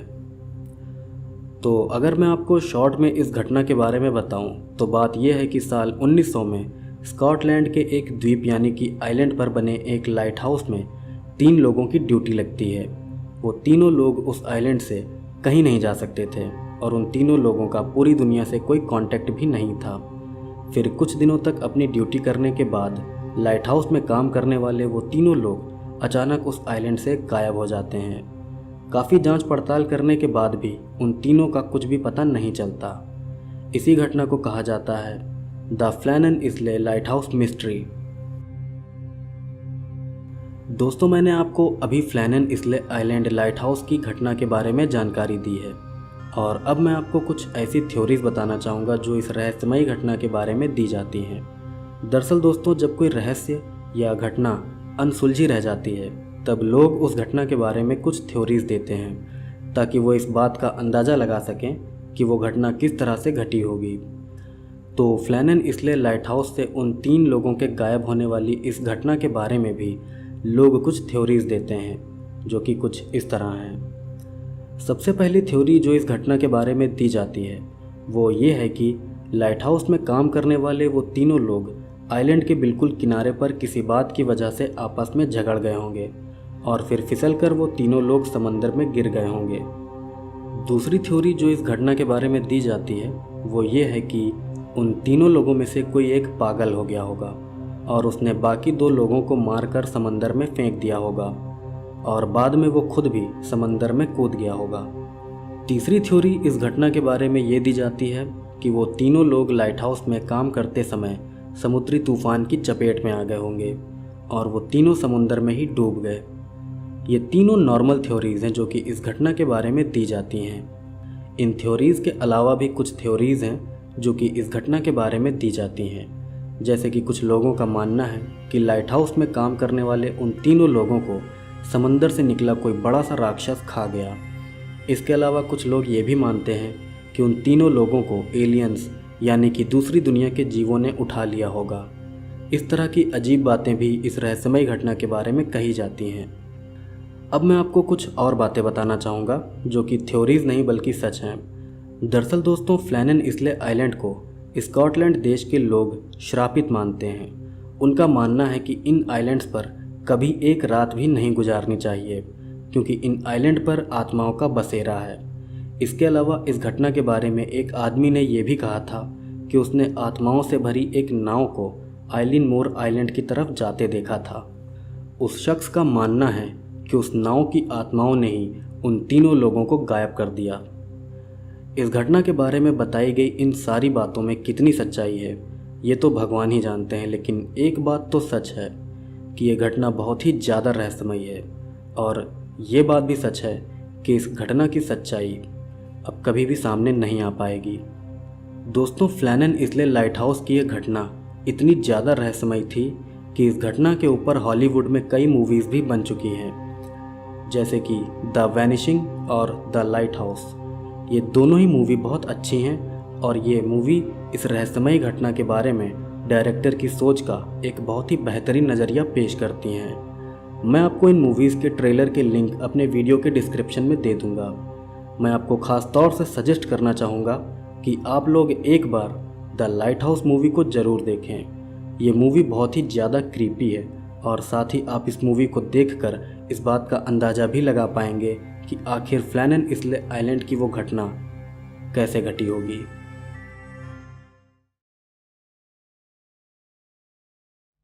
आज जो रहस्यमय घटना मैं आपको बताने जा रहा हूँ वो घटनाएं हैं इंटर डायमेंशनल पोर्टल की। इंटर डायमेंशनल पोर्टल यानी कि दूसरे आयाम का दरवाज़ा, या सीधी भाषा में कहें तो दूसरी दुनिया का दरवाज़ा। आज मैं आपको 3 ऐसी सच्ची घटनाएं बताऊंगा जिनमें लोगों ने दूसरी दुनिया के दरवाज़ों को देखा है।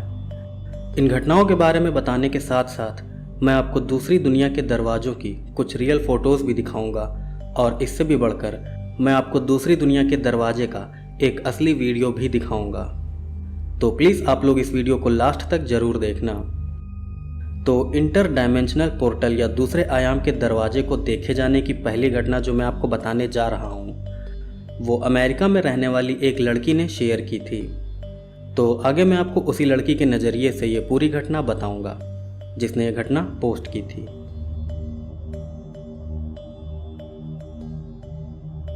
आज मैं आपको मेरे साथ हुई एक बहुत ही रहस्यमय घटना बताने जा रही हूँ।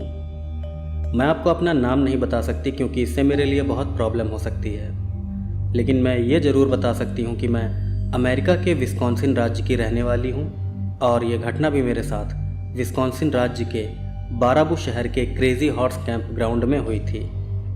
असल में ये घटना मेरे और मेरी मम्मी के साथ हुई थी और मेरी मम्मी ने ही मुझे इस घटना के बारे में किसी को भी बताने से बिल्कुल मना किया था।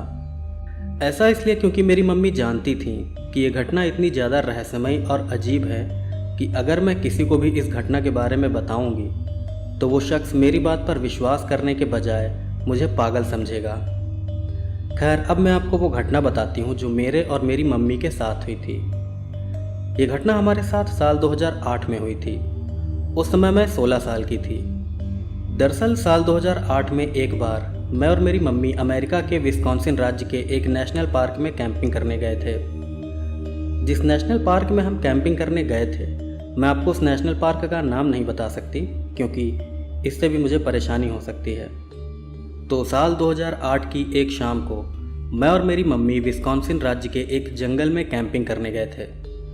जब हम कैंपिंग स्पॉट पर पहुंचे तो हमारे अलावा वहां पर और कोई भी नहीं था।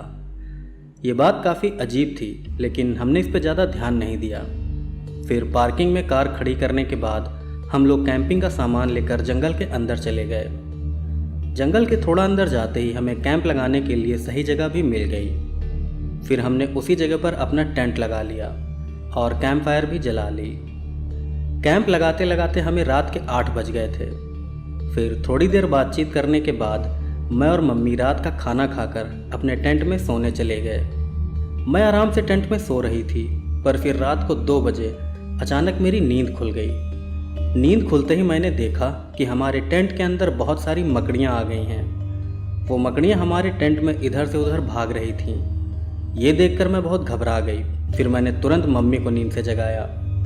नींद से उठकर मम्मी ने भी टेंट में भरी मकड़ियों को देखा। इसके बाद मैं और मम्मी चिल्लाते हुए टेंट से बाहर आ गए। हमारी समझ में नहीं आ रहा था कि आखिर इतनी सारी मकड़ियाँ हमारे टेंट में कहाँ से आ गईं। खैर, उन मकड़ियों को देखकर हम समझ गए थे कि आज की रात हम दोनों को टेंट से बाहर ही बितानी पड़ेगी। फिर मैं और मम्मी रात काटने के लिए अपनी कार में चले गए। हमने सोचा था कि हम रात को कार के अंदर सो लेंगे और अगले दिन जंगल के अंदर किसी और जगह अपना कैंप लगा लेंगे। कार में जाने के कुछ देर बाद ही मेरी मम्मी सो गईं, लेकिन न जाने क्यों उस समय मुझे नींद नहीं आ रही थी। मैं बार बार अपनी आंखें बंद करके सोने की कोशिश कर रही थी, लेकिन पता नहीं क्यों मुझे नींद ही नहीं आ रही थी। उस समय मुझे बहुत अजीब सी घबराहट हो रही थी। मेरी समझ में नहीं आ रहा था कि आखिर ऐसा क्यों हो रहा है। फिर तभी मैंने देखा कि हमारी कार से लगभग 20 मीटर की दूरी पर एक अजीब हरे रंग की रोशनी का गोला चमक रहा है। हरे रंग की रोशनी का वो गोला जमीन से 3 फुट ऊपर चमक रहा था। फिर मेरे देखते ही देखते रोशनी का वो गोला बड़ा होने लगा। रोशनी के उस गोले को देखकर मैं बहुत ज़्यादा हैरान थी। मेरी समझ में नहीं आ रहा था कि आखिर ये है क्या। फिर तभी मैंने ध्यान दिया कि हरे रंग की रोशनी उस गोले के किनारों से निकल रही थी, जबकि उस गोले के बीच में अंधेरा था। और तब मेरी समझ में आया कि ये किसी तरह का एक पोर्टल है। पोर्टल यानी कि किसी दूसरे आयाम या दूसरी दुनिया का दरवाज़ा। फिर बड़ा होते होते वो पोर्टल 7 से 8 फुट लंबा और इतना ही चौड़ा हो गया। इसके बाद मैंने तुरंत अपनी मम्मी को भी नींद से जगाया और उनको भी इस पोर्टल के बारे में बताया। नींद से उठने के बाद मेरी मम्मी ने भी उस पोर्टल को देखा। मम्मी भी उस पोर्टल को देखकर बिल्कुल हैरान रह गई थी। फिर मम्मी ने मुझसे कहा कि बिल्कुल भी हिलना मत और एकदम शांत रहना। फिर हम दोनों बहुत हैरानी से उस पोर्टल को देखने लगे। हम दोनों पोर्टल को देख रहे थे कि तभी हमें उस पोर्टल के अंदर कुछ हलचल दिखाई दी। फिर हमारे देखते ही देखते एक छोटा इंसानी बच्चा उस पोर्टल से निकलकर बाहर आ गया। उस बच्चे ने अपने हाथ में एक जलती हुई लालटेन भी पकड़ी हुई थी। पहले तो वो जीव मुझे कोई बच्चा ही लग रहा था, लेकिन बाद में मैंने उसकी दाढ़ी मूछें देखी। तब मेरी समझ में आया कि वो कोई छोटा बच्चा नहीं बल्कि एक बौना आदमी है। पोर्टल से निकले उस बौने आदमी की लंबाई मुश्किल से 3 फीट रही होगी। उस बौने आदमी ने बहुत ही पुराने समय के यूरोपियन कपड़े पहने हुए थे। फिर पोर्टल से निकलकर वो बौना आदमी इधर उधर देखने लगा। इधर उधर देखने के बाद वो बौना आदमी पोर्टल की तरफ देखकर इशारा करने लगा। पोर्टल की तरफ उसके इशारा करते ही 5 और बौने आदमी उस पोर्टल से बाहर आ गए। उन 5 बौने आदमियों ने भी अपने हाथों में जलती हुई लालटेन पकड़ी हुई थी। फिर पोर्टल से बाहर आकर वो सभी बौने आदमी एक साथ खड़े हो गए।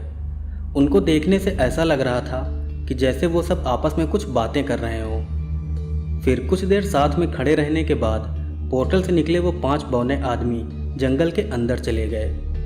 लेकिन जो बौना आदमी सबसे पहले पोर्टल से बाहर आया था वो जंगल में नहीं गया, बल्कि वो वापस पोर्टल के अंदर चला गया। और उस बौने आदमी के पोर्टल के अंदर जाते ही वो पोर्टल भी धीरे धीरे बंद हो गया। ये सब देखकर मेरी मम्मी बहुत ज़्यादा डर गई थी। फिर कुछ देर बाद ही मेरी मम्मी ने कार स्टार्ट की और वो सीधे घर आ गई। मम्मी ने टेंट और कैंपिंग का बाकी सामान वहीं पर छोड़ दिया था। इस घटना से हम लोग इतना ज़्यादा डर गए थे कि हम अपना कैंपिंग का सामान भी लेने के लिए उस जगह पर वापस नहीं गए।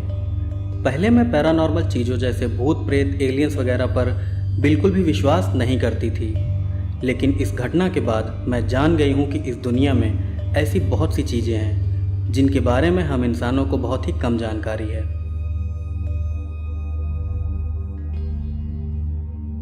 तो दोस्तों, ये थी इंटर डायमेंशनल पोर्टल यानी कि दूसरी दुनिया के दरवाजे को देखे जाने की पहली घटना।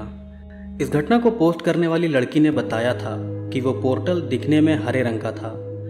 उस लड़की ने रिक एंड मॉर्टी नाम के एक कार्टून के बारे में बताते हुए कहा था कि जिस तरह का portal Rick and Morty cartoon में दिखाया गया है, कैंपिंग वाली जगह पर दिखा वो पोर्टल काफ़ी कुछ दिखने में उसी तरह का था। रिक एंड मॉर्टी कार्टून में किस तरह का पोर्टल दिखाया गया है वो मैं आपको एक इमेज के जरिए दिखा देता हूँ, क्योंकि मैं उस कार्टून का वीडियो नहीं चला सकता। तो इमेज में आप देख सकते हैं कि ये रिक एंड मॉर्टी कार्टून में दिखाया गया पोर्टल कैसा है।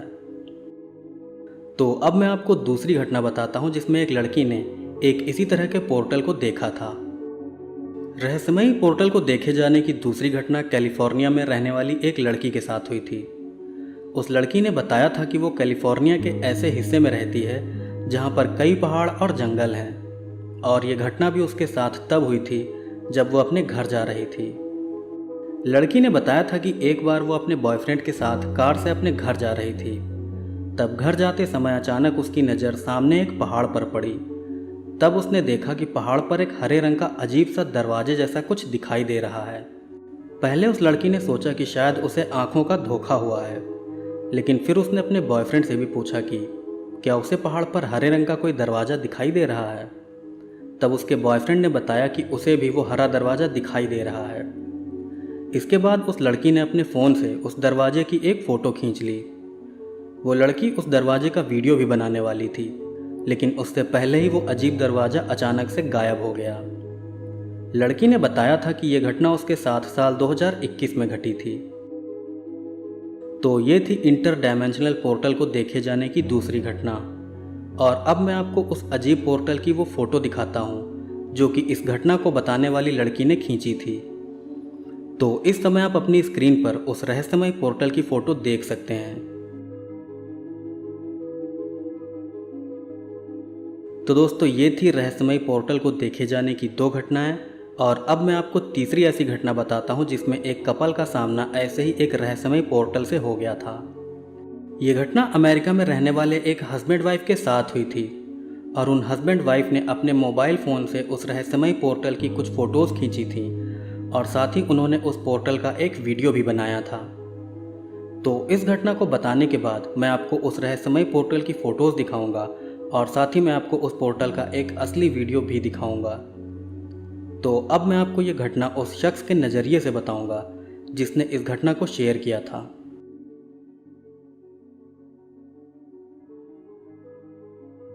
मैं अमेरिका के मिशिगन राज्य का रहने वाला हूँ, और आज मैं आपको मेरे और मेरी वाइफ के साथ हुई एक बहुत ही रहस्यमय घटना बताने जा रहा हूँ। ये घटना इंटर डायमेंशनल पोर्टल से जुड़ी हुई है। इंटर डायमेंशनल पोर्टल यानी कि एक ऐसा रहस्यमय दरवाज़ा जहाँ से दूसरी दुनिया या दूसरे आयाम के जीव हमारी दुनिया में आते हैं। ये घटना कब हुई थी और किस जगह पर हुई थी, ये सारी बातें मैं आपको बताऊंगा, लेकिन मैं आपको अपना या अपनी वाइफ का नाम नहीं बताऊंगा, क्योंकि इससे हमारे ऊपर परेशानी आ सकती है। हो सकता है कि आपको मेरी बातें मनगढ़ंत लग रही हों, या फिर आपको ऐसा लग रहा होगा कि मैं झूठ बोल रहा हूँ, लेकिन मेरा यकीन मानिएगा, मैंने और मेरी वाइफ ने हकीकत में अपनी आंखों से उस रहस्यमय दरवाजे या कहें कि इंटर डायमेंशनल पोर्टल को देखा था। सिर्फ इतना ही नहीं बल्कि मैंने उस पोर्टल की कुछ फ़ोटोज़ भी खींची थी और साथ ही उस पोर्टल का एक वीडियो भी मैंने अपने मोबाइल में रिकॉर्ड किया था। खैर, अब मैं आपको उस रहस्यमय पोर्टल को देखे जाने की घटना बताता हूँ। फिर मैं आपको उस पोर्टल की कुछ फ़ोटोज़ और एक वीडियो भी दिखाऊंगा। तो ये घटना है साल 2022 के 31 जुलाई की।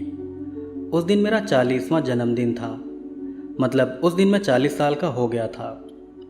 तो 31 जुलाई को अपना बर्थडे सेलिब्रेट करने के लिए मैं अपनी वाइफ के साथ मिशिगन राज्य के ही मैनिस्टी नेशनल फॉरेस्ट गया था। वहाँ पर हमने 2 दिन तक कैंपिंग करने का प्लान बनाया था। तो 31 जुलाई की शाम को मैं और मेरी वाइफ अपनी कार से मैनिस्टी नेशनल फॉरेस्ट कैंपिंग करने गए थे। नेशनल फॉरेस्ट पहुंचकर हमने अपनी कार पार्किंग में लगा दी और फिर हम दोनों जंगल के अंदर जाकर कैंप लगाने के लिए सही जगह ढूंढने लगे। जंगल के थोड़ा अंदर जाते ही हमें एक सपाट जगह मिल गई और उसी जगह पर हमने अपना कैंप लगा लिया। कैंप लगाने के साथ ही हमने अपने टेंट से कुछ दूरी पर कैंप फायर भी जला ली थी। फिर रात होते ही मैं और मेरी वाइफ मेरा बर्थडे सेलिब्रेट करने लगे।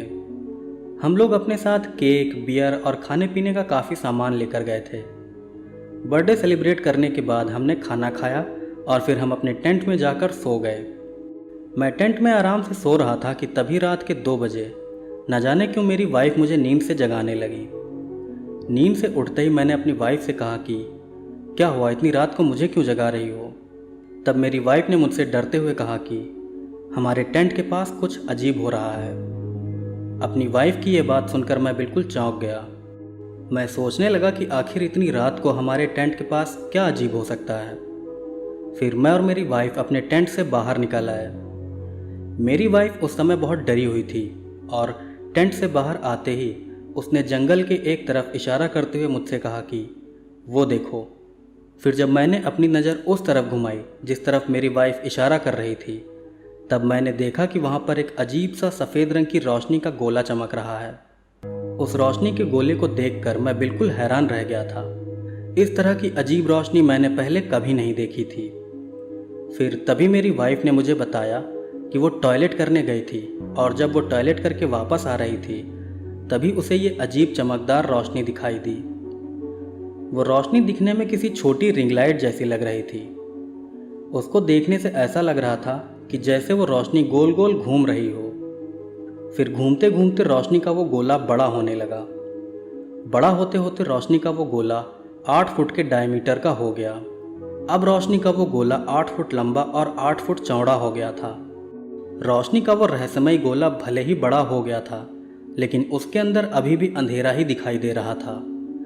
रोशनी के उस गोले को देखने से ऐसा लग रहा था कि जैसे उसके अंदर कोई अलग ही दुनिया हो। खैर, फिर मैं और मेरी वाइफ उस रहस्यमय रोशनी को अच्छे से देखने के लिए उसके पास जाने लगे। जब हम उस रोशनी के पास पहुंचे तब हमने देखा कि असल में रोशनी का वो गोला किसी तरह का अजीब दरवाज़ा या कहें कि इंटर डायमेंशनल पोर्टल था। इस तरह के रहस्यमय पोर्टल हमने सिर्फ मूवीज़ में ही देखे थे। हमने कभी सपने में भी नहीं सोचा था कि ऐसी कोई चीज़ हम असल ज़िंदगी में भी देख सकते हैं। फिर हम दोनों उस पोर्टल को बहुत ध्यान से देखने लगे।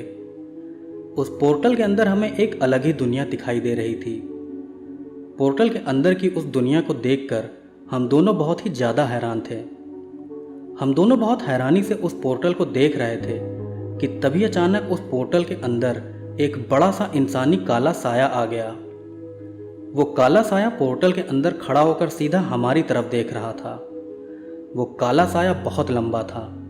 उसकी आंखें चमकदार लाल रंग की थी और आंखों के अलावा उसके चेहरे पर नाक, कान, मुंह कुछ भी नहीं था। उस इंसानी साये को देखने से ऐसा लग रहा था कि जैसे वो अंधेरे से बना हो। पता नहीं क्यों, लेकिन उस साये को देखकर मुझे बहुत डर लग रहा था। मेरी वाइफ भी उस साये को देखकर बहुत डर रही थी। फिर तभी मेरी वाइफ ने मुझसे कहा कि मुझे डर लग रहा है, चलो यहाँ से चलते हैं। मुझे भी ये सब देखकर बहुत डर लग रहा था, इसलिए मैंने भी वहाँ से निकलना ही सही समझा। फिर मैं और मेरी वाइफ तेज़ी से अपनी कार की तरफ जाने लगे। जब मैं और मेरी वाइफ कार की तरफ जा रहे थे तभी मैंने पीछे मुड़कर उस पोर्टल की तरफ देखा और तब मुझे रोशनी से बनी एक अजीब सी आकृति उस पोर्टल से बाहर आते हुए दिखाई दी। रोशनी से बनी वो आकृति काफ़ी बड़ी थी। वो आकृति लगभग 7 फुट लंबी और 7 फुट ही चौड़ी थी। उस आकृति को देखने से ऐसा लग रहा था कि जैसे कोई एंजल या फरिश्ता अपने दोनों पंखों को फैलाकर खड़ा हो।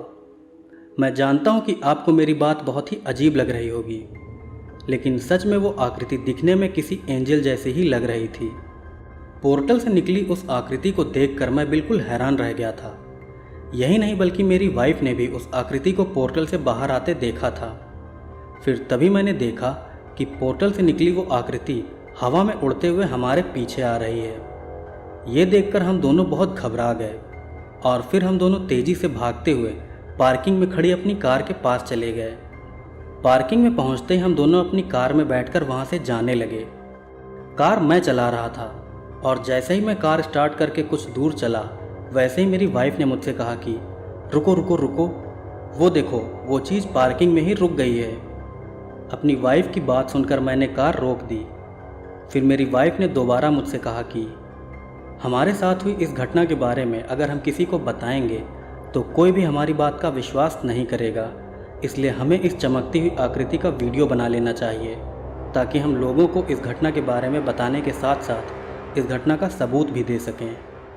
अपनी वाइफ की बात मुझे बहुत सही लगी, इसलिए मैंने तुरंत ही अपने मोबाइल के कैमरे से एंजल जैसी दिख रही उस चमकदार चीज़ का एक वीडियो बना लिया और साथ ही मैंने उस चीज़ की कुछ फ़ोटोज़ भी खींच ली। उस रहस्यमयी चीज़ की फ़ोटो खींचने और वीडियो रिकॉर्ड करने के बाद हम कार लेकर वहाँ से निकल गए। बाद में जब हमने उस आकृति का वीडियो देखा, तब हमें ऐसा लगा कि जैसे वो आकृति खुद किसी तरह का एक पोर्टल है। मैं जानता हूँ कि यह घटना बहुत ही ज़्यादा अजीब और बहुत ही ज़्यादा रहस्यमयी है और हो सकता है कि आपको मेरी बातें बकवास और झूठी लग रही हों, लेकिन मेरा यकीन मानिए, मैंने जो घटना आज आपको बताई है वो 100% सच है। अपने साथ हुई इस घटना को मैंने कई जगहों पर शेयर किया और लोगों से पूछा कि क्या मुझे कोई बता सकता है कि असल में मेरे साथ क्या हुआ था, लेकिन अफसोस की बात है कि किसी को भी मेरे साथ हुई इस घटना के बारे में कोई भी अंदाज़ा नहीं है और ना ही कोई जानकारी है।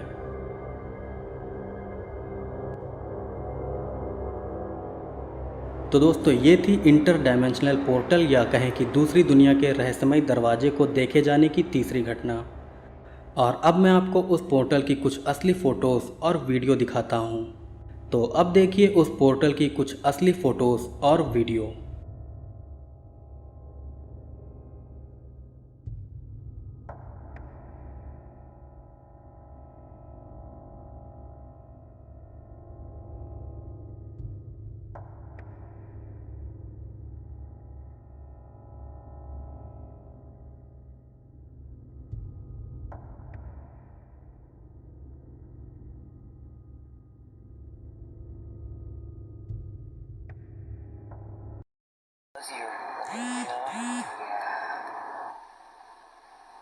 Closer you get, the fuzzier it gets. Look at that. That looks. When it's from a distance, it looks like a person with wings. But when you get up close, it looks like a portal or something. Exactly. There's a door right here. Somebody's standing in it. Hugh's just right there. It's not gonna go. I keep seeing this is like the person standing inside the door. That's how I was seeing it from where we were sitting. Yeah, you can see like he's They're like, right there, like right there watching us from the side.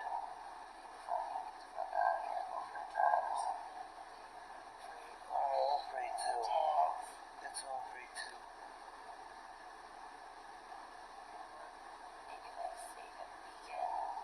It might be more safe at Beacon than over in this area. Beacon's like a stop down, down the road. You know what I mean? It's a little strange. There's a little couple weird things look like going on around it now. I just can't. Oops, I'm sorry I did that. You can't.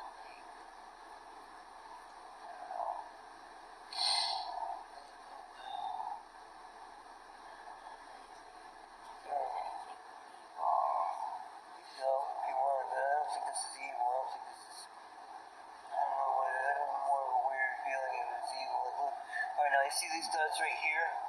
These dots right here are those dots right there, those green ones. Alright, so you can actually need these dots. These dots out of there. And like going further, way down, yeah. It's still up there, Yeah. but it feels weird. Yeah. It's weird.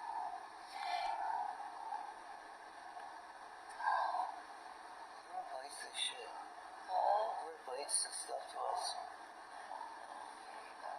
Wow, look at this. You look at it like this, it looks like a fucking, like it's aliens, like, trying to bring it up. It's weird, we've only been recording this for 2 minutes. It's gone. Oh, there it is, actually.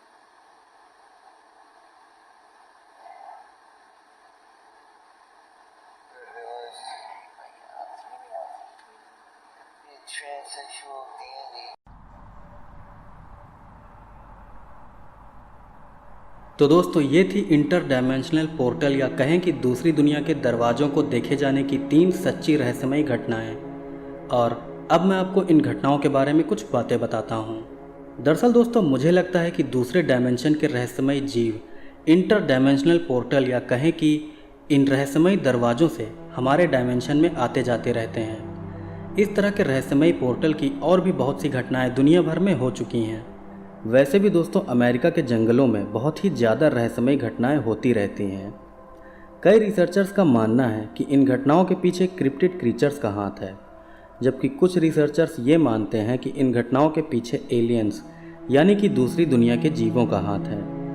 अब इन बातों में कितनी सच्चाई है ये तो मैं पक्के तौर से नहीं कह सकता, लेकिन एक बात मैं बिल्कुल दावे से कह सकता हूँ कि इंटर डायमेंशनल पोर्टल सच में होते हैं और इन पोर्टल से दूसरे डायमेंशन के जीव हमारी दुनिया में आते जाते भी रहते हैं।